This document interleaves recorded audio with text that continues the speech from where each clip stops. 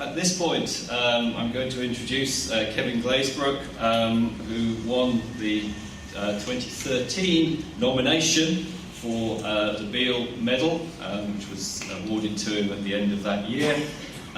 This is for the outstanding contribution to the field of OR. Just to give you a little bit of background to Kevin and why he won this award.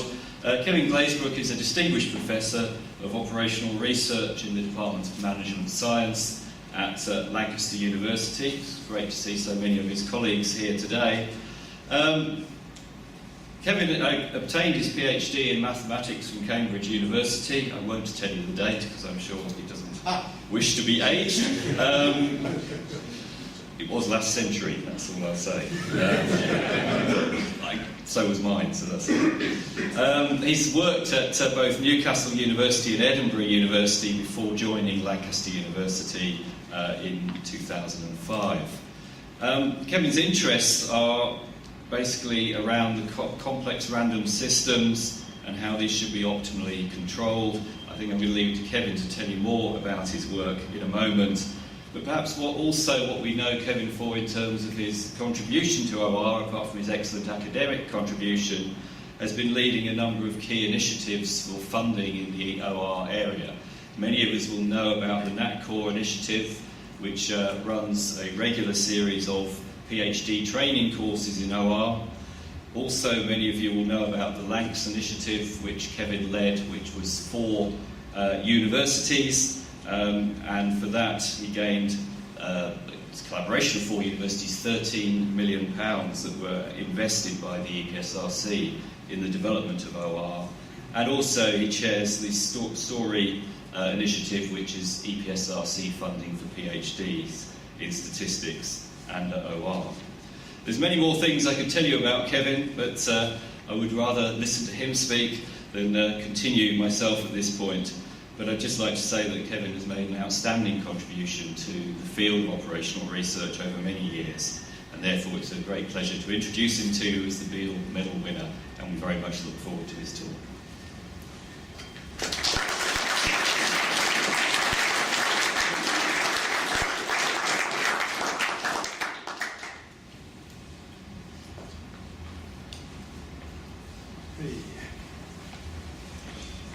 Thank you very much, Stuart. Actually, one or two minor corrections. My PhD was actually technically in engineering, and if you believe that, you believe anything, but it's true. Sorry, there was something else that I could... Oh, yes, that's right. The other thing is, it is a blessing to all of you that I shall not be talking about precisely the things that Stuart said I might. In fact, my first joke down here is the following. My choice of material was in no small part dictated by the fact that I wanted my wife Claire to be here, and I was not sure that our marriage could withstand 50 minutes of multi-armed bandits and approximate dynamic programming. So that will not be what I talk about. So I decided instead on some personal, in the main, not too technical reflections on the research initiatives in OR, which Stuart also mentioned, with which I've been associated for the last decade, and which were generously mentioned in the award citation. And to these I've added a few thoughts on how we might usefully build on them. But before I get going, if I could just say two things. First, I have hugely valued working alongside great people in all of this. I think one of the priceless assets we have in the UK OR community is a willingness to work together for shared goals. Perhaps almost a defining virtue of what it means to do OR.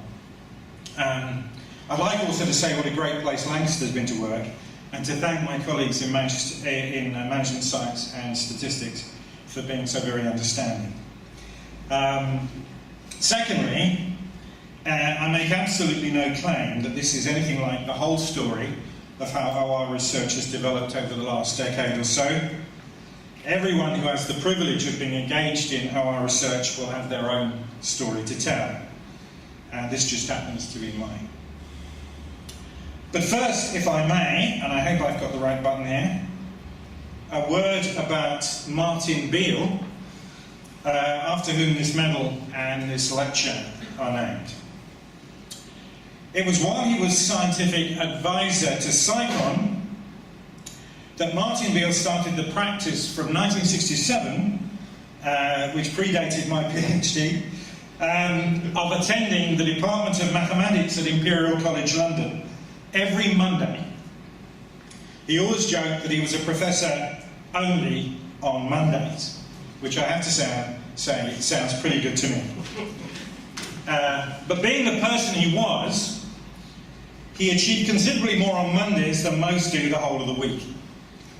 And no fewer than 10 Imperial students graduated with PhD under his guidance.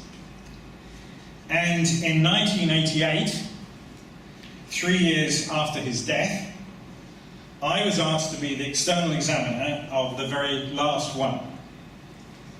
A talented man called Lakhdar Benkahouf, who now works as a professor of statistics and OR in Kuwait. Through his work in Psychon, Martin had developed a long-standing interest in the mathematics of oil exploration and production. At the 1980 Blackett lecture, and I imagine there must have been a few of you here who were there, and throughout the early 80s, he was particularly concerned to develop models which could yield predictions of the scale of undiscovered oil resources in a field on the basis of the successes and failures of drillings to date. In particular, for example, when would such predictions suggest you should abandon the field altogether and go look for oil someplace else? These were just some of the concerns which underpinned Lakhdar's thesis. Now, just a little warning, the next 2 slides are going to contain some mathematics. And my apologies to any for whom that may be difficult, but it won't last long and it won't happen again. So here we go. And so Lakhdar developed a simple model for exploration, and it had 2 key elements. On the first bullet point, by the way, this model is meant to model a much broader class of exploration problems than just looking for oil. So before you go looking at all, you describe the beliefs you have about just how many objects of value that there are worthwhile that you could pick up by looking. So this is a Bayesian approach, as it's called in statistics, where you describe your beliefs through a probability distribution. So that's the first element of the model. The second is what I call the detection model. It's presumably the more objects there are of value, the more likely you are to find one when you go looking for it. And the detection model expresses that thought. So P of n, this is the second bullet point, stands for the probability that you'll actually find something when you go looking, when there are actually n objects waiting there to be found. Of course, you don't know what n is. So those 2 elements together, through a mathematical result called Bayes' theorem, will feed through into what it was that Martin Beale said he wanted. Namely, some kind of capacity to predict how many objects there was still there waiting to be found as you went through searching. So that's the third bullet point. So suppose you have some kind of history of searches, whether they were successful, whether they weren't successful to date. You could then, through Bayes' theorem, compute something called the posterior distribution, which expressed your beliefs about just how many objects there were left. And you could turn that into predictions. But this turned out to be pretty messy, computing this thing. By the way, there's an interesting feature to this particular model which makes it a little bit different than conventional, what's called Bayesian statistics. In that actually what you're doing is tracking a moving object. In conventional Bayesian statistics, you have some kind of unknown parameter about which you're trying to find out, and typically your beliefs get stronger as you get more data. This, however, is a moving target. As we find things and remove them, then plainly there are less of them there that remain to be found. So the target is moving. Presumably, if you go looking and you fail to find something, then you get more depressed about just how many objects there are. That much is straightforward. What's more complicated is what happens if you go looking and you actually find something. So that's good, It encourages your confidence that there are a decent number of objects to be found, but on the other hand, that object you found you're going to remove. So you're going to reduce it by 1. And the question of what the balance is between those two phenomena about making future predictions is not all that clear. Anyway, computing this predictive thing in the third bullet point was nasty and messy. Now nowadays we probably wouldn't worry about that. We have big, powerful computationally intensive machines that can handle such things, but back in the 80s they did worry about such things, so they searched for simplicity. So the last 2 bullet points here. So they said, first search for simplicity. Let's try to set up a model where my predictions are simply dependent on the number of successes and failures that I've had to date. No more, no less than that. Doesn't matter what order they occurred in, just how many there were. Okay, so that's item number 1. And that actually resolves what the detection model should look like. And it has a simple form here, which is kind of tantamount to a kind of an assumption of independence. The second search for simplicity concerned how we might choose the prior distribution in the top bullet point. And it goes like this. Let's just imagine, let's do a thought experiment, that on the one hand we've had a certain number of successes, which we call S, and over here we've had a certain number of failures, which we call F. And let's just imagine that we can think of a pair of numbers, S and F, such that our predictions would be pretty much the same, irrespective of those two events. If you force that condition, then you actually come up with a form of prior distribution, which is this ghastly formula at the bottom here, which depends upon 3 different parameters, all of which have a simple interpretation. Q here relates to the detection model, lambda is a success rate, and theta is a kind of depletion rate. On to the next slide now. And having got all of that, you can then answer questions like, is it worth carrying on looking, or should I give up? Is it uneconomic to carry on looking, and should I go someplace else? And that's what this next slide is really all about. Sorry about the dollars in the first bullet point, terribly unpatriotic. So if it costs something C to have a look, and the mean value of a discovery is V, then the question is, do my predictions indicate that there are enough objects still waiting to be found for me to carry on actually looking for them? And it actually turns out that this structure gives you a very simple answer to that question.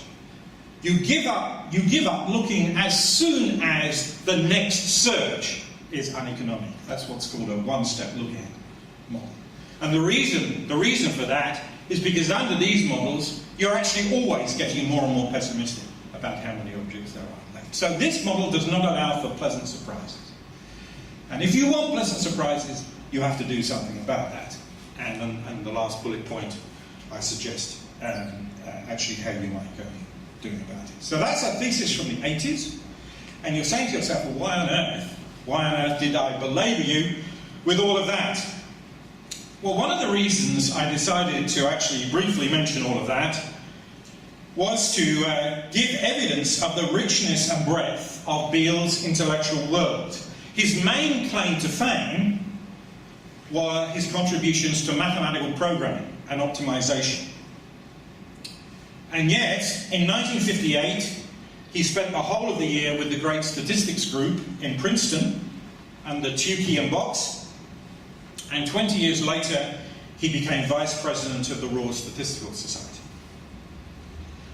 And on this slide, I mentioned 4 great contemporaries of Beale, David Cox, Dennis Lindley. I decided that there could be 2 Kendalls actually here, but I did actually mean David, though Morris would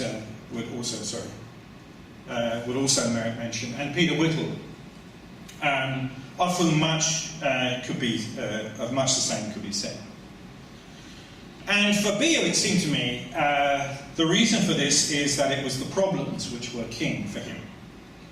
And he wanted to develop whatever it took to solve them.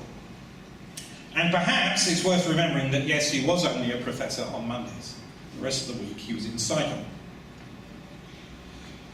And in comparison, it seems to me that the intellectual world of the contemporary academic, and I appreciate all of the people I mentioned in the first bullet point were wholly exceptional. And when I speak of the contemporary academic, I'm certainly not only talking about OR. This world seems positively claustrophobic. Special interest groups and associated conferences abound, as do academic journals whose ever longer titles are needed to describe the narrowness of their interests. Contemporary academics often seem to stand as isolated peaks, incubating almost unreasonably large amounts of knowledge about not very much. Perhaps this fragmentation is an inevitable consequence of the knowledge explosion. And perhaps in some disciplines it does little harm. But I think it worth reflecting on the implications for an application-driven, interdisciplinary endeavour like OR. Now, a short autobiographical note, if I may. A transformative professional experience for me was a 12-month sabbatical I spent in the OR department at the Naval Postgraduate School in Monterey, California. The department was the first, I believe, anywhere in the world to establish a master's in OR. It's an extraordinary place where academics in statistics and optimization and stochastic modelling and simulation and much else sit alongside military faculty who can draw on direct experience of OR implemented in the field. Research problems flow into the department both from students, almost all of whom are serving military officers, who bring applied OR challenges from their experience of active duty, and from a huge array of research users. And during my time there, a highlight of every day was the lunchtime round table, when we would debate together problems, sharing ideas about models and approaches which might work, which might not, and discussing what future knowledge and skills and people we needed to make further progress. Application-led, collaborative and interdisciplinary, and for me a real discovery of what great OR should be. I ended up writing research papers with no fewer than 13 of the department's staff. Fantastic beaches too. Shame about the earthquakes. Leap forward, if you will, to 2004, when the Society supported EPSRC and ESRC, the UK Research Council's most directly concerned with OR, to conduct a review of OR research in the UK. An eminent international panel of academics and research users gathered data from OR groups around the country. A day event in London followed, to which 12 universities were invited to make poster presentations and to enter into discussions with the panel. I was at Edinburgh at the time, but recall that Richard Iglesias' poster in vivid Wimbledon purple and green, describing Lancaster's research, took poster design into hitherto unexplored territory. The panel's report is still on the EPSRC website, and if you haven't read it, I encourage you to do so. It is absolutely fascinating. In fact, Hannah Mayton, who is the person currently responsible for OR at EPSRC, just told me just on Monday that she has a copy on her desk, which slightly concerned me, to be honest. In the next two slides, you have my own potted summary. The report firstly paints a vivid picture of applied strength in UK OR, of a large and thriving community, respected as the birthplace of the subject, remaining true to its interdisciplinary roots and doing great applied work. But it also describes, sorry, how can I get rid of that thing? Do you know? Wiggling the mouse? Wiggling the mouse. Do I have a mouse? Yeah. Oh, there. Oh, wonderful. That's extraordinary. But it also describes theoretical weakness. A pretty bleak picture of a community of OR methodological innovators that was too small, of a mood of defeatism towards the research councils, of a research people pipeline too thinly populated, small PhD programs with very few UK students, of a failure to look outward to cognate disciplines, including statistics, and which exercise less influence internationally than it should. I think it's fair to say that the report had a mixed reception. However, it cannot be said too strongly that its effects were almost entirely benign, at least in my view. We owe its authors a debt of thanks. My own personal view was that while I agreed with many of the individual points it made, I felt the report lacked a coherent narrative of the disconnect between applied and theoretical work it claimed. What it needed, in my view, was a clear statement of what OR history actually teaches us. Namely, that far from application and theory being somehow in opposition, that OR applications are the truest and best route to cutting-edge methodological advice. The first tangible consequence of the 2004 review was very important to what would come later. A recurring concern expressed in research reviews had been the narrowness of the traditional research-only UK PhD. EPSRC responded in 2006 by issuing a call to establish talk course centres to broaden the technical training to UK PhD students in the mathematical sciences. And despite the views expressed by many in the OR community that EPSRC would never in a month of Sundays fund a talk course centre in OR, and that even if they did, absolutely no one would come, NatCore was born and established a hugely successful programme of week-long residential courses to broaden doctoral training in OR. The first NatCore course was in Nottingham in early 2008 and attracted around 100 PhD students from across the UK and Europe. And there was a real buzz. Chris, I remember, was one of the main speakers, Chris Potts. There was a real buzz and a sense that something terrific was happening, that a new community was being created, along with a host of great new opportunities for networking and learning. NatCore is now directed by my colleague Adam Lexford and is now run by no less than 13 UK universities, and they're listed on this slide. It is strongly supported by both the Society and by Euro, who have made bursaries available to attend.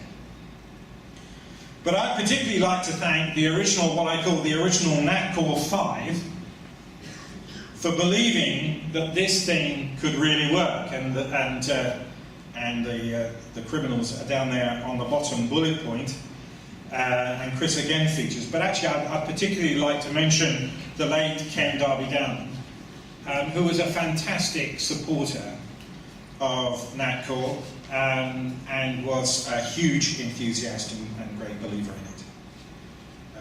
Sadly, no longer with us. From that small beginning sprang something undeniably big.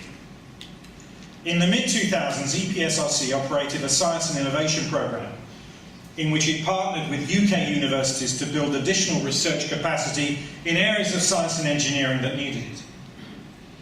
In light of the 2004 report, EPSRC decided that expanding research capacity in what it chose to call foundational operational research, a term which I do not think I have come across anywhere else, was a priority for science and innovation investment.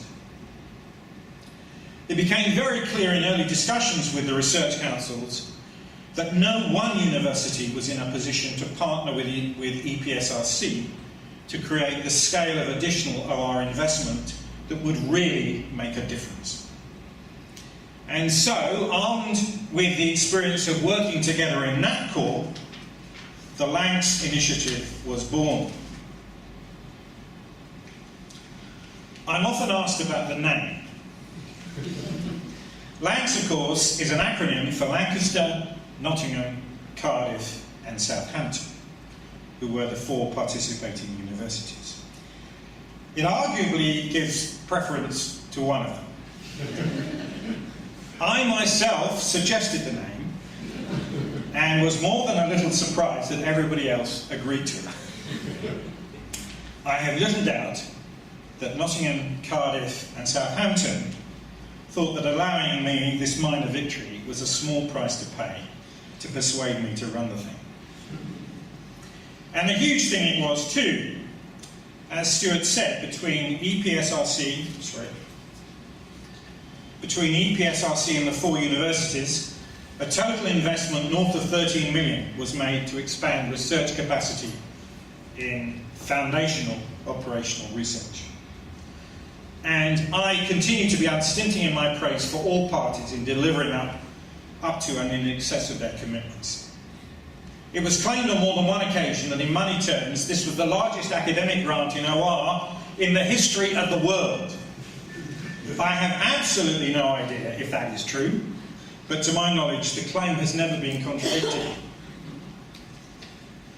Most of the investment went in new academic staff and on an extensive program of research training and doctoral and postdoctoral levels, and the details are on the slide. It really is impossible to give a blow-by-blow account of something quite as big as this, but I've indicated on the slide some of the key values and motivations which drove the initiative. We sought to nurture research programs which reflected a belief that real-world challenge was the route to major methodological advance in our world. Second, we wanted to be outward-looking, to engage with world-leading academics and key research users in what we were doing, and to open ourselves up to their scrutiny. And thirdly, we also wanted to nurture research leadership and ambition. To this end, one of the things we did was develop a funding scheme to support our young OR scientists in spending time in top departments around the world. Amongst a myriad of activity, 2 particular occasions stand out for me. The first was a research leadership conference which we held in Windsor Great Park in the Royal Lodge, where the terms of Edward VIII's application were thrashed out. We had an altogether nobler purpose. We invited young OR academics from the LANX consortium and from around the UK to come together to share their research dreams, to network and to spend time with world-leading researchers.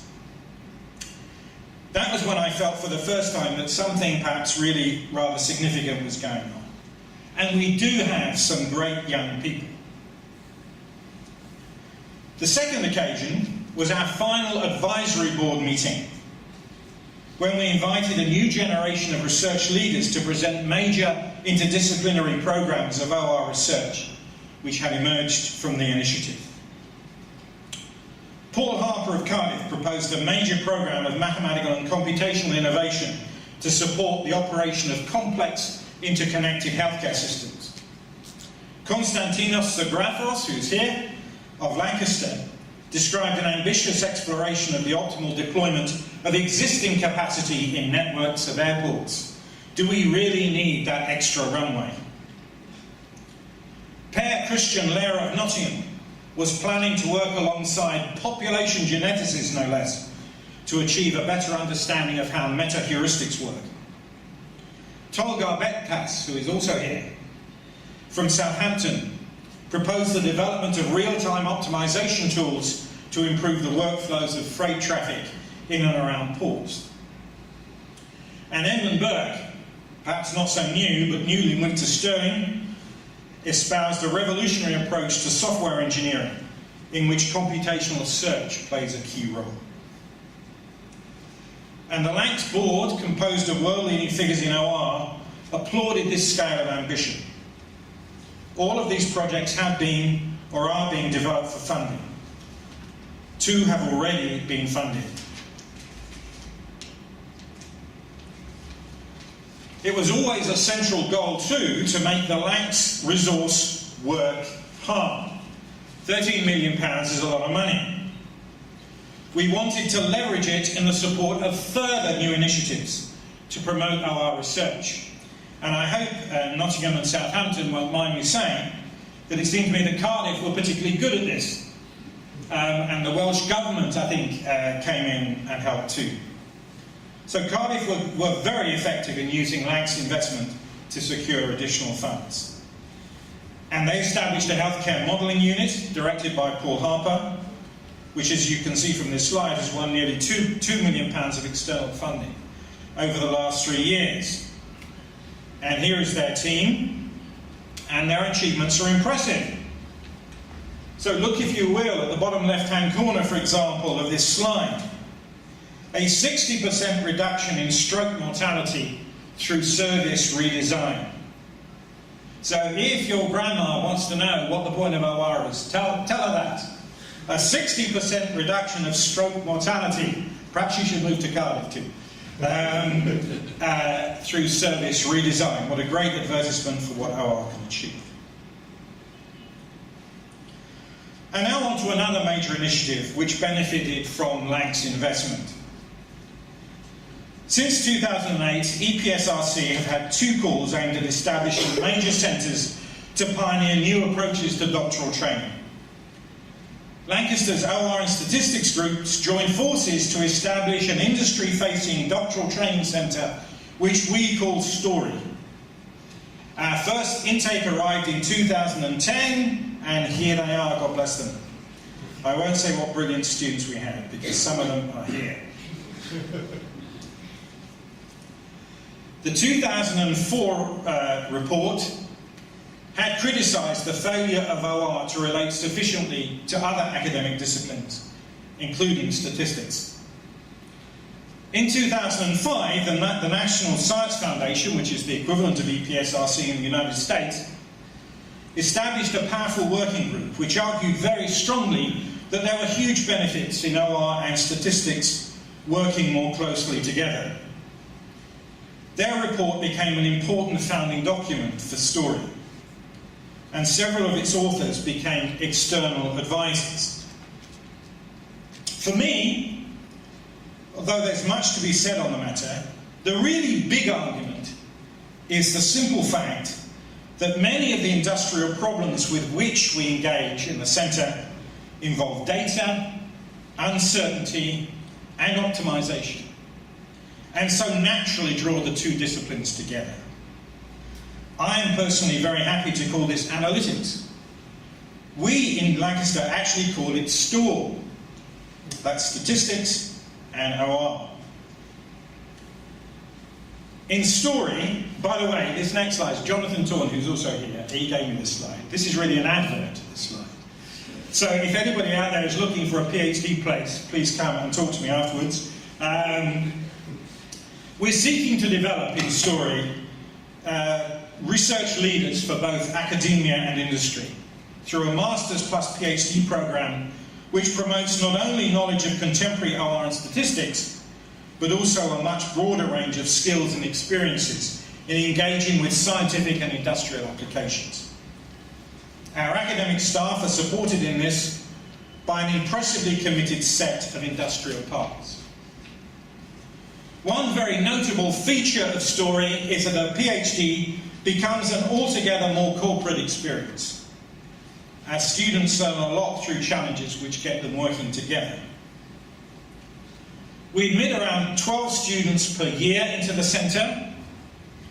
Our current goal, which is mentioned at the bottom of this slide, is for 80% of them to undertake PhD projects proposed by and supervised jointly with an industrial partner. The remaining 20% work on application-driven projects in collaboration with one of our strategic academic partners. These are world-leading groups who share our vision. They include the OR department at the Naval Postgraduate School, which I visited all those years ago, Statistics for Innovation in Oslo, and the Department of Industrial Engineering and Management Science at Northwestern University, just outside of Chicago. Students not working on an industrial PhD project have work placements. 3 current Story students, Lisa, Emma and Eva, have very kindly given me some slides to give you an idea of the kind of work that they're doing. And just to show you how great our training is, please note that their slides are really very much better than mine.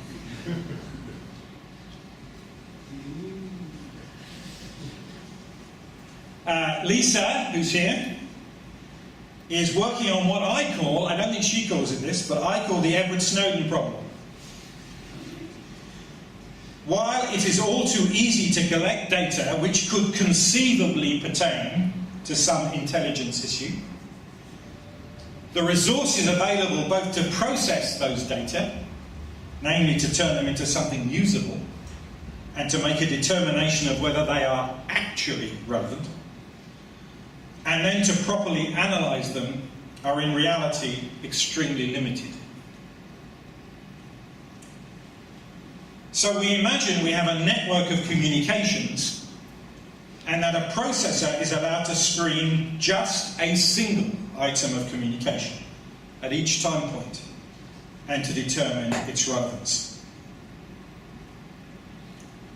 The goal is to build an informational map of where in the network communication relevant to the intelligence question is taking place, in order both to harvest relevant information and also to improve future screening decisions. This is the celebrated exploration-exploitation question in a very tough form. Should you make decisions to better understand the world in which you're living, or to exploit the understanding you already have? How do you trade off between those two things? And the aim is to pass on to an analyst as much relevant information as possible in some limited time. And I'm sure we all wish Lisa the very best with that. Emma is working on a project proposed by and co-supervised with BT. By the way, I should say, and perhaps I should have said with regard to Lisa, whenever we engage, as we now completely do, with external partners, whether industrial or academic, with our PhD students, the external partner is represented on the supervisory team of the student. So here, Sid here is BT's co-supervisor for Emma. BT has a large and complex workforce of around 20,000 engineers who have to deliver service to its customers to an ambitious set of targets. So on the left here is a BBC News item from last May. The company needs to make sure that its workforce is trained with a suitable range of skills, such that together they can deliver the level of service required in the face of what is actually highly unpredictable demand. High winds and lightning are not friends of the BT network. Emma models this challenging problem as a two-stage stochastic program in which robust decisions about training at the first strategic stage are followed by flexible tactical decisions about workforce allocation once the demand has actually occurred. And Eva's doctoral project actually pertains to the first talk. So Eva's doctoral project was proposed and is co-supervised by the National Nuclear Laboratory. And at first sight, the problem looks like a pretty standard scheduling problem. NNL, the National Nuclear Laboratory, has a key processing plant which it wishes to operate as safely and as profitably as possible.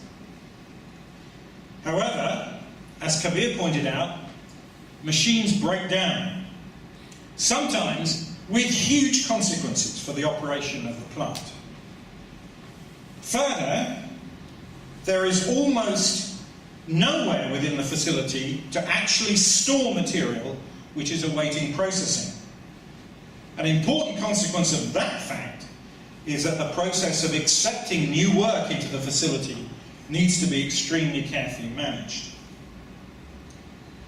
The challenge is to properly integrate decisions regarding the acceptance of new work, the maintenance program, and the scheduling of work through the shop, all in the face of considerable uncertainty.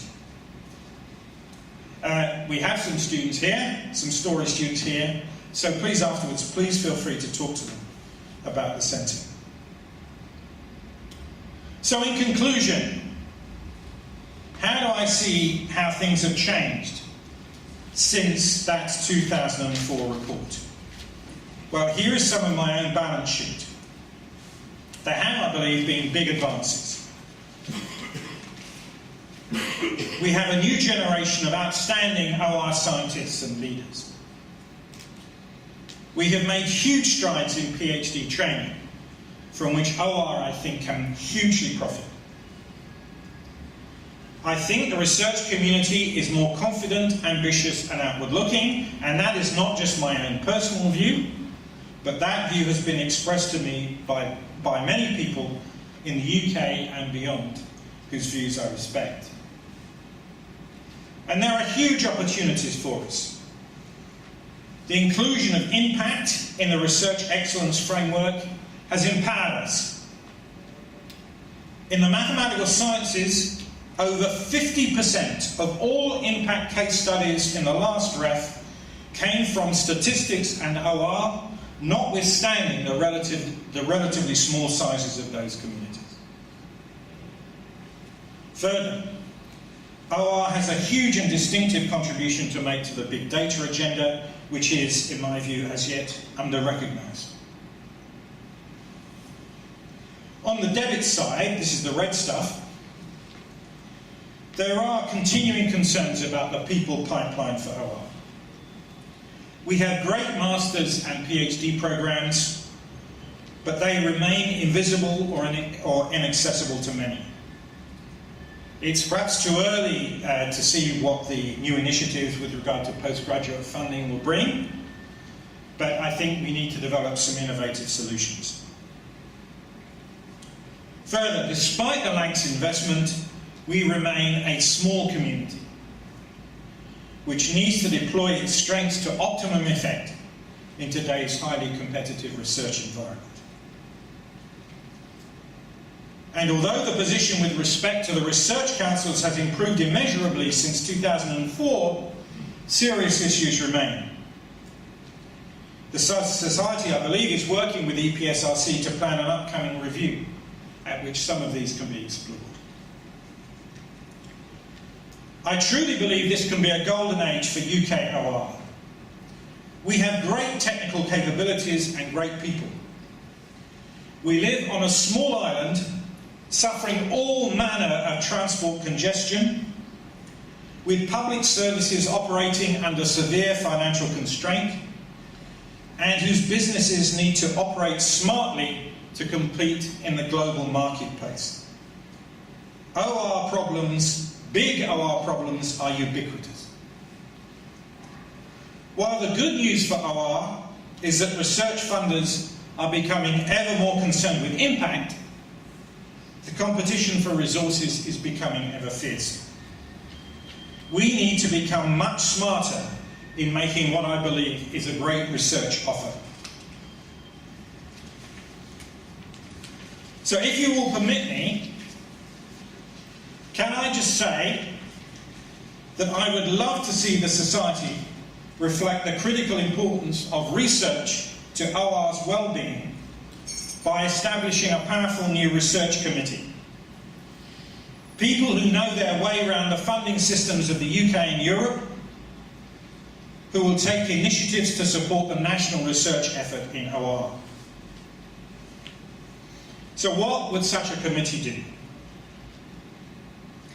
They could aim for a community much more savvy about the agendas of research funders. Copy the number theorists, I tell you. Boy, do they know how to get money out of EPSRC. The committee could facilitate the bringing together of users and OR specialists in what are fashionably called sandpits to identify major applied challenges where OR intervention can make a difference, with funding applications to follow. They could support the development of great interdisciplinary teams by the development of, for example, a directory of OR expertise around the United Kingdom. I would also love my committee to work with the editors of the Society's journal to promote a new high prestige form of discussion paper featuring great application-led, methodologically innovative work, accompanied by discussion contributions from the community debating the work. Both the Royal Statistical Society and the American Statistical Association do something similar. I think it is a great way of giving the community research focus and could well enhance the status of the journal. Lastly, my final agenda item. Why should Kabir have to wait until he's my age before getting himself another prize from the Society? How about nurturing and encouraging our great young researchers by creating, and since I made this slide I've added another one, by creating early and mid-career research prizes. We'll have 4 lectures next year. Thank you very much.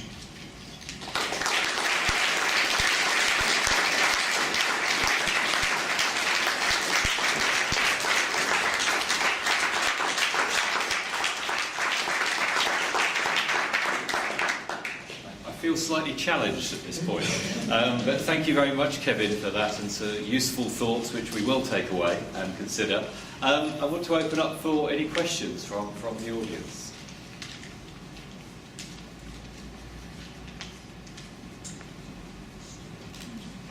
We've stunned you into silence. John. Well, one thought I have is that we can come here and we can listen to people, even if you're well retired and drifting into the we still don't really understand mathematics. But most of our context is in a world that people are not quite so mathematically literate, if you like. And possibly we need to inculcate some soft skills in our researchers, so they go out there and they go into the factory and they get all that mucky data and little mucky plastic work and the like to try and extend their research that would greatly add to the work that was described in the first presentation. Yeah, I think there's OR exists in an interesting, actually an interesting ecosystem. I understand that. I think it's very, very important for the vitality of OR in UK universities, and I appreciate that's not that's by no means the totality of OR, let alone OR research. That OR research remains vibrant. I think that's important. The point I've been trying to make and to illustrate, and indeed to encourage through the various things I've been involved with, is what I call here back to the future, an approach to research which has applications absolutely at its centre. Now, I do understand fully that in the world of practice and the world of implementation and so on, there are bigger questions, and I fully understand and acknowledge that. And here we're working, by the way, both BT and NNL, of course, which are the 2 companies I mentioned with regard to our PhD students, those both have in-house OR expertise. I mean, some of the companies with which we work do not, but they both have in-house OR expertise. So what we're actually doing there, in having such PhD projects, well, I think we're doing several things. I mean, I think we're training great people.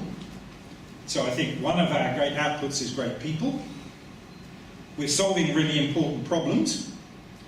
But also there's an immediate knowledge transfer to actually groups who are experts. Okay, so these are not people who are lay people. There is a slightly different dynamic, I think, with when you're dealing with companies that don't have that kind of in-house capability. I appreciate that hasn't completely answered your question, but anyway, that's a series of reflections anyway on the context of what we're trying to do. When you're dealing with company partners, is there much that you find you need to do to kind of train and get on board people inside the companies so that they're kind of connected with the PhD agenda that is also applications oriented? What we it's a shame. The member of the leadership team who's actually leads on the industrial activity is not actually here, so I'd have pointed the finger to him and got him to speak up there.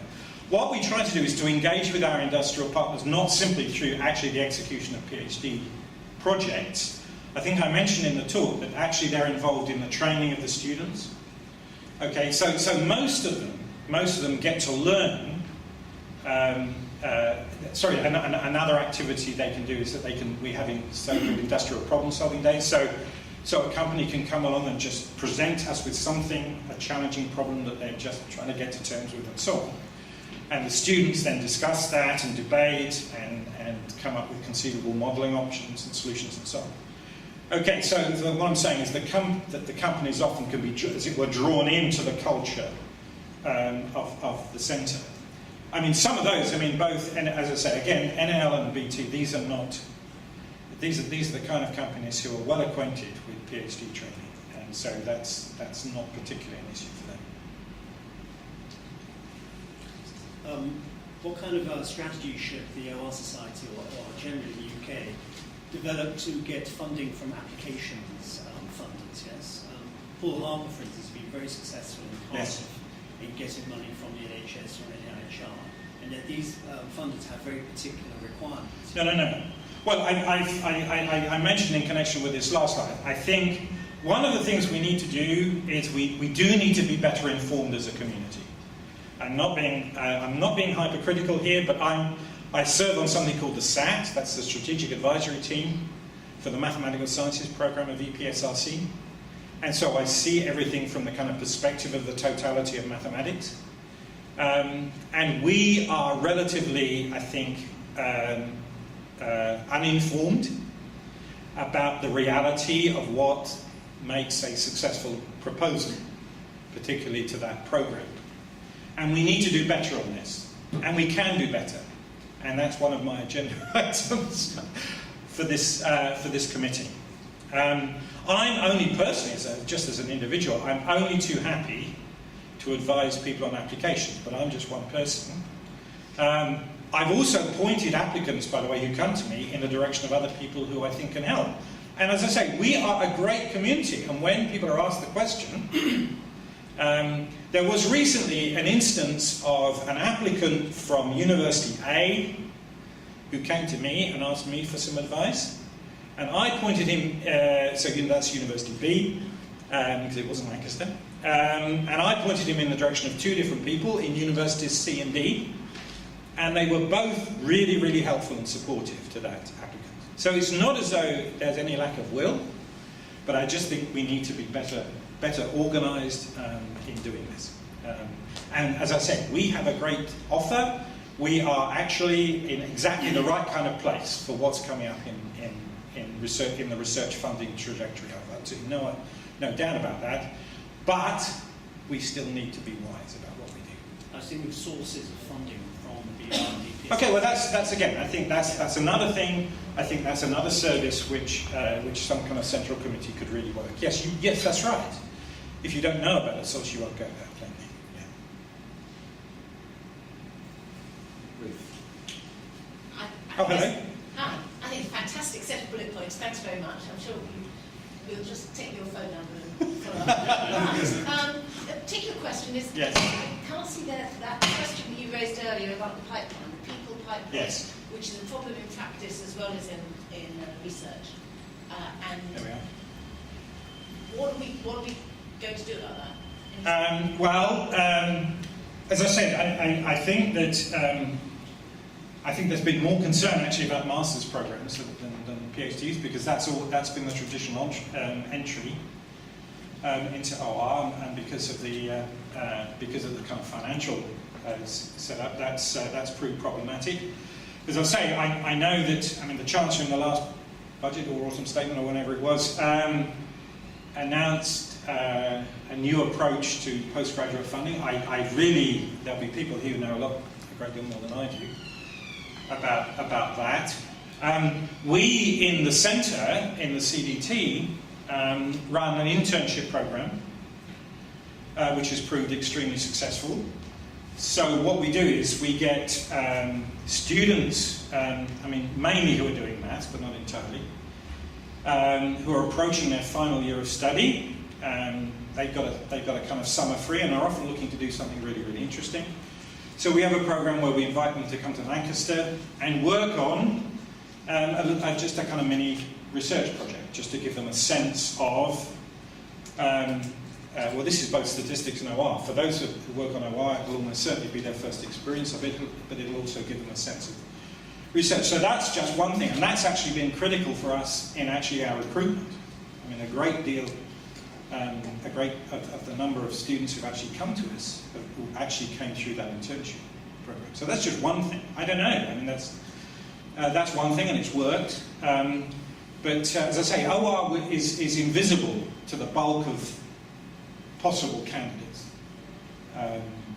who are doing undergraduate degrees in the United Kingdom. I mean, just a few will see it, but the overwhelming bulk won't. And we've got to find ways of getting through to that audience. I think free student membership helps a lot. Yeah. One more question? Go on, Robert. Robert, he gets his 10 minutes. So it's obviously got to be a polite, generous, welcome question. Yeah, I mean, very, very, very rousing, and I think that's the way the audience has responded. But there are some dangerous issues, which, in a sense, I think your vision has, I wouldn't say swept under the carpet, but certainly not focused on. I mean, you mentioned, for example, big data and analytics, but I think it's the organisational consequences of big data and now the development of analytics and the effects even within the university communities. I mean, we see it in Lancaster, I'm sure there are other universities around, where there's a potential for fragmentation and, in particular, undermining the demand, which has never been particularly strong for OR in industry. I mean, you refer to BT and National Nuclear Labs, I think, as having OR groups, but as we know, there are relatively few now major organisations. You can think of George Patterson, Shell, those groups are essentially gone. So some of the demand side from industry for OR as OR, the branded OR, has actually dissipated. And that is, I think, a very substantial threat. So that's more a comment. So I'll well, that's interesting. Well, firstly, just say that because when I mentioned analytics, it was in the talk. It was in connection with actually bringing statistics and OR together, far from fragmentation. I saw it as a kind of coherent thing. I think our approach on the industrial front is that problems are problems. And it's interesting. I mean, companies have problems. And for us, if they're OR problems, then that's great. They're OR problems. Of course, a lot of companies won't necessarily have a consciousness of this. I remember going to, I probably better not mention the company's name, but they had a strong statistics group. I remember we went down to meet with them and discuss possible working together. They had an in-house statistics group, but they had actually no OR group. And I can remember actually just walking around that plant, just finding one project after another. And because they had no awareness of what OR could do, of course they had no sense of, that these were issues that they could solve. But I think the more we get consistent relationships with industrial partners, and perhaps that's one thing I should have said, we do try to aim to develop longer term partnerships with industrial companies. And as they get a deeper understanding of what it is we're about, so they themselves develop a broader vision of what all that we can offer can come their way. Optimization, statistics, probability, uncertainty, the lot. Can we thank Kevin again for